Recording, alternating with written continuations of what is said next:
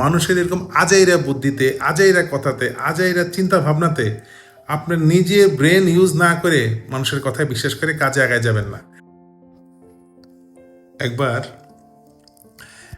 একটা শিয়াল একটা গাধার কাছে যে বলতেছে যে, শোনো গাধা, তোমাকে তো রাজা সিংহ ডাকতেছে, তোমাকে সিংহ খুঁজতেছে।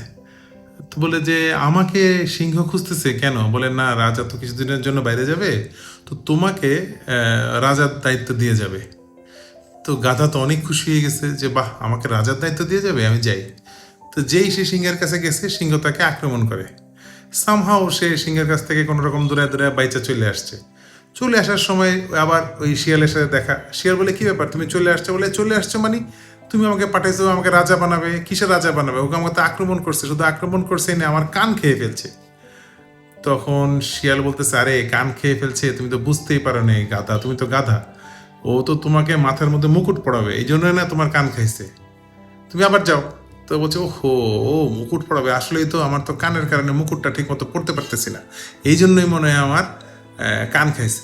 সে আবার যেই সিংহের কাছে গেছে, সাথে সাথে সিংহ আবার আক্রমণ করছে। সে এবার কোনো রকম বেঁচে বসে আবার চলে আসার সাথে সাথেই শিয়ালের সাথে দেখা।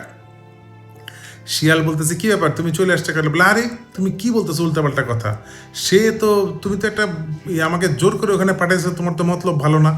শিয়াল, সে তো এবার আমার মুকুট পড়াবে মাথায়, ভালো কথা, কান খাইছিল, এবার তো আমার লেজে কামড় দিছিল। তখন শিয়াল বলতেছে, আরে লেজে কামড় দিছে তো এটা ভালো, কারণ তুমি যে সিংহাসনে বসবা, লেজ থাকলে সিংহাসনে বসতে পারবা তুমি। তখন গাধা বলে, ও হ্যাঁ, তো তাই তো, আবার আমি যাই। সে তাড়াতাড়ি আবার যেই রাজার কাছে গেছে, এইবার আর সিংহ কোনো ভুল করে নাই, এবার তাকে এক কামড়ে পুরা ওর গর্দান খেয়ে ফেলছে, তারপর পুরাটা খেয়ে ফেলছে, পুরা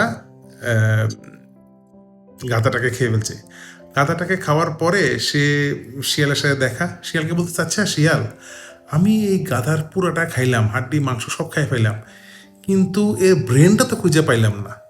তখন শিয়াল হাসতে হাসতে বলতেছে, আরে রাজা সাহেব, ওর যদি ব্রেনই থাকতো, ওর মাথায় যদি বুদ্ধি থাকতো, তাহলে কি সে একের পরে এক, দুইবার, তিনবার আর ঘুরে ঘুরে আপনার কাছে যেত কিছুটা লাভের আশায়, রাজা হওয়ার আশায়?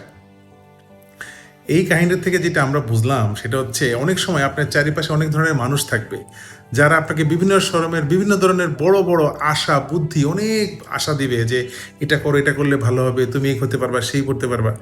মানুষের এরকম আজাইরা বুদ্ধিতে, আজাইরা কথাতে, আজাইরা চিন্তা ভাবনাতে আপনার নিজে ব্রেন ইউজ না করে মানুষের কথায় বিশ্বাস করে কাজে আগায় যাবেন না, শেষ পর্যন্ত কিন্তু ধরা খাবেন। ধন্যবাদ সকল।